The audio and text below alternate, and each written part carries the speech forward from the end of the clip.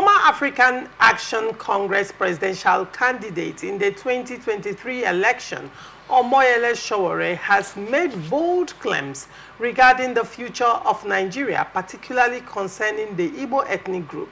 Sowore asserted Nigeria has an Igbo problem. There is a secret, he said, there is a secret memo in the government to be careful of Igbos. He elaborated that this document allegedly discourages giving Igbos access to political roles and other significant opportunities, which he believes contributes to their social and economic struggles within the country. While some view his statements as bold advocacy for marginalized groups, others express concerns about the feasibility and consequences of such a radical shift in Nigeria's structure. Chizi, what do you make of this statement by Sowore? As a person, I am not an admirer of Sowore. I don't like when he talks. You know, there are certain things that, for me, he should be arrested. Because, you see, nobody, I don't know why government should look at someone and not arrest him. He should be arrested. You see, nobody is saying that any ethnic group cannot go out. But to boldly say there is a memo against an ethnic... He has to provide the memo. He has to provide the memo. Number one, there is no president of Nigeria that has not appointed an Igbo man, a minister, that is due them. There is no Democrat that has not provided for Senate. There's no Democrat that they have not given them their own rightful position. But for presidency, president is elective. President is elective. It's a matter of struggle. If you get it, you get it. If you don't get it, you don't get it.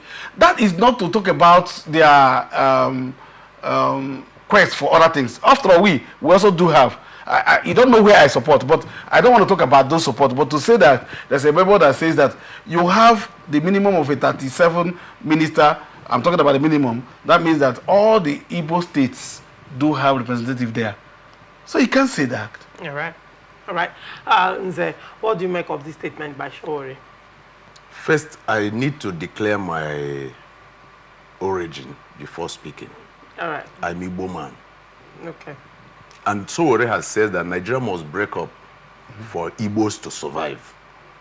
If as Igbo man, who grew from the very village, because I was not born in town, and have seen over time, I started witnessing government from the time of Olusegun Obasanjo as military president, down to Shagari, down to Buhari and Idiabo, Babangida. You're making Alicia scared. No, she can't be scared because she knows she's my little daughter. She's my little daughter. She knows that. And your daughter. Yeah, yes, my little daughter. That's why I don't attack her. I understand that. I don't attack her. You are correct. You are very correct. Treats me on you are correct on this. So looking at those things, you see what Sowore is saying is simply the truth.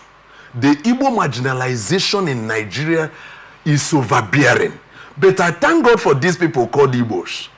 If you're a student of the Bible, even though you are not a student of the Bible, you can borrow one and read.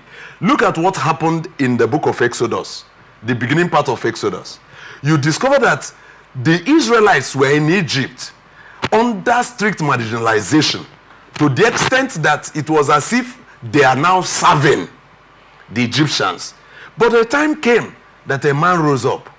And on the very time the man rose up, the Egyptian, maybe the cabinet, the leadership began to fight against this young man. But on a certain day, when something happened in the palace of Pharaoh, the advisors of Pharaoh say, Oga, this is the finger of God. If you see how Igbos have survived in Nigeria since 1966, on that January pogrom in Kano 1966, nobody will believe that Igbo, there will be a living man called Igbo today. They felt that Igbo will be extincted. And when Gowon came to fight, when the war finally broke out, he said that in 3 months he will finish Igbo, Southeast. And he fought for 3 years and couldn't finish it until the people had to surrender. And now you see that when Muhammad Buhari came up, the way he pushed his men into the Southeast, I know the number of people we lost in my place because of the herdsmen, the people who bear arms, enter our bushes, destroy our farms, kill people and all that. And when they are asked, El-Rufai said that these people are global citizens, that they are free to live anywhere. And Buhari said that Igbos should close mouth, that they are dots at the center. You can imagine such statement.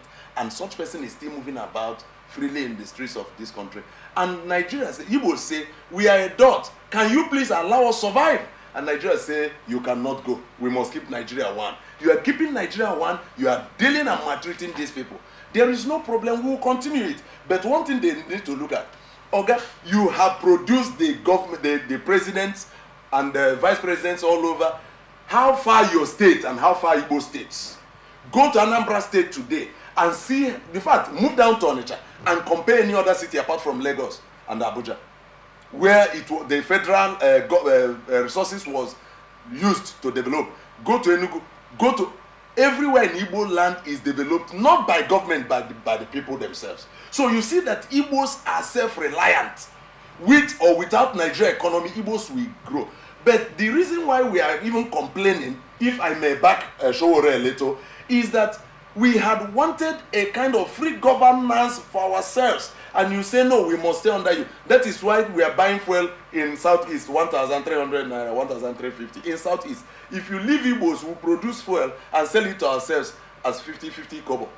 Yes, in Southeast.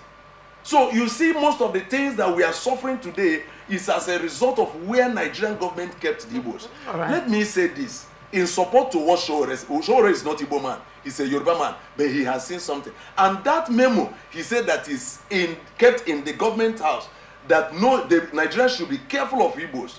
Let them continue to be careful of Igbos until one day. And that day, somebody may call it a threat, but it is not a threat. Please don't but one day Moses will come. And on the very day Moses will come, Nigeria will see the finger of God. And after the invasion of Moses, whatever remains of Nigeria, all of us will manage it. Please. All right. Chizzy, can you make your mind known in like 30 seconds? Yes, of course. All I am saying is that Sowore made an allegation of a memo. I'm not talking about whether the Igbos or any other ethnic nationalities are not marginalized or otherwise.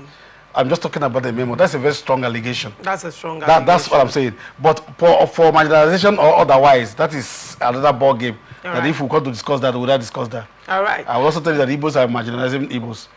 Okay.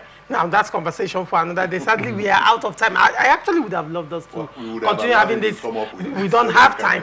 We don't have time because when you were talking about that, I wanted to remind you of Abia State and 16 years under PDP by Igbo governors, by the way. But we are out of time. And thank you so much, Ize, for coming. It's always a pleasure having you. I said you are my daughter, and I'll be willing to give you in marriage. To anybody that pleases my boss. I don't know about that. Thank you so much, Chizzy, for coming. It's always a pleasure having you. Well, I know. I was just only saying that he's threatening you that you weren't around then. The government that he was calling, you weren't around. It's just a privilege of book.